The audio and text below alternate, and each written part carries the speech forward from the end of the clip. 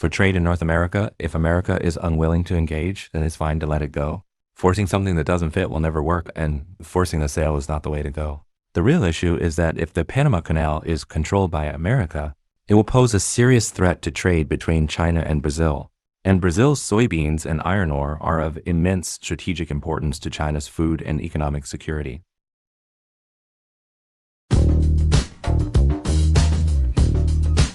Hello, I'm Jeffrey, and welcome to Just Bit Out as today, Mar 26, 2025. I want to talk about why America is so determined to control the Panama Canal. In fact, America has been vying for control of Panama since Donald Trump took office. Trump was inaugurated as American president on January 20th, and his Secretary of State, Marco Rubio, made his first overseas visit to Panama. The primary purpose of Rubio's visit was to implement Trump's goal to reclaim control of the Panama Canal. Trump's stance on this issue was very tough, even going so far as to threaten sending military forces to seize control of the canal. After Rubio's visit to Panama, he did two major things. One was to pressure Panama to withdraw from the Belt and Road Initiative Cooperation Agreement, and the other was to demand that Panama terminate its collaboration with Hong Kong's CK Group and regain control of ports related to the Panama Canal. Therefore, Li Ka-shing's decision to sell the two major ports along the Panama Canal actually set the stage for this issue.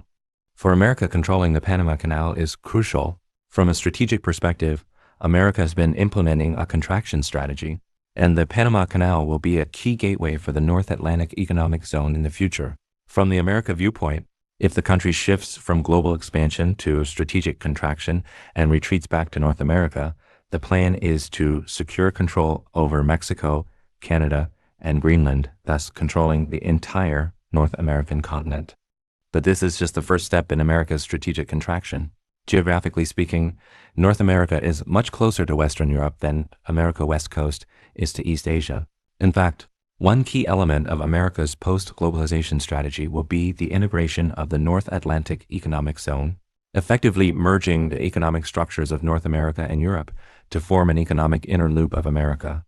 This would shorten the geographical distance compared to the current trans-Pacific economic zone between the America and East Asia. East Asia's connection to this North Atlantic economic zone will primarily occur through three routes. One is through the Indian Ocean and Red Sea, via the Suez Canal into the Mediterranean, reaching European shores. Another is around Africa's Cape of Good Hope, up the Atlantic to Europe or America East Coast. The third route crosses the Pacific, passing through the Panama Canal and reaching the America East Coast. Of these three routes, the route around Africa's Cape of Good Hope is uncontrollable. The two critical routes are controlling the Suez Canal and the Panama Canal. No matter which direction leads to America East Coast, the Panama Canal is the most optimal choice.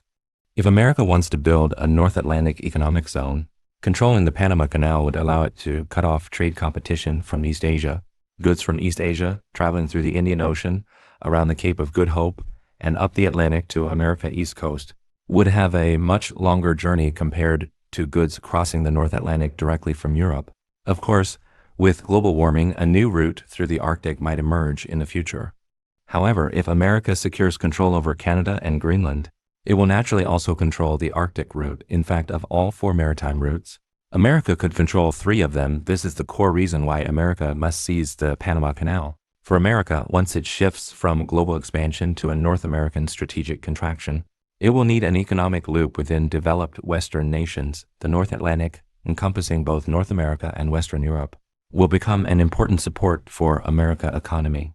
In this situation, if America controls the Arctic route and blocks both the Panama and Suez canals, it would create a significant distance in transportation costs for goods from East Asia compared to those from the North Atlantic manufacturing base.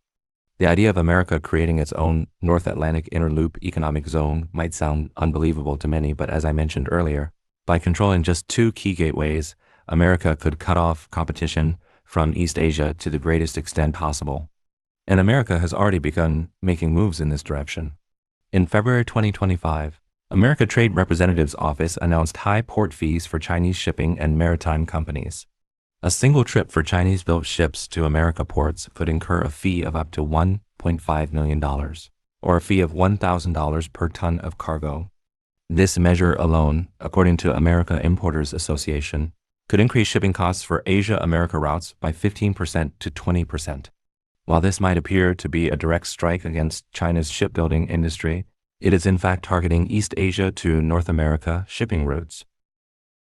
If America gains control over the Panama Canal and relevant ports, it is likely that it will impose even higher tolls on Chinese maritime companies or goods, or potentially block passage altogether, thereby creating the conditions for the establishment of a North Atlantic economic supply chain for America and Europe.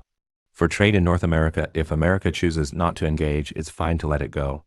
Forcing something that doesn't fit will never work. The real issue is that if the Panama Canal is controlled by America, it will pose a significant threat to trade between China and Brazil. And Brazil's soybeans and iron ore are vital to China's food and economic security. The global era that once belonged to America is ending, but China's era of globalization has just begun. While America's actions on key global trade routes may not yet have a fatal impact, they are certainly frustrating.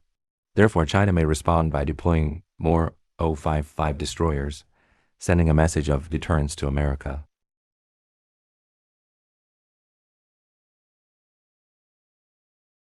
That is all for this episode. Appreciate your listening. Love you guys. I'm Jeffrey. This is just Spit Out.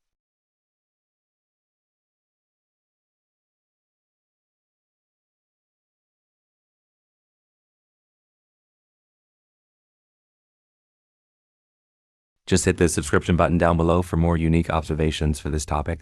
I will see you guys next time.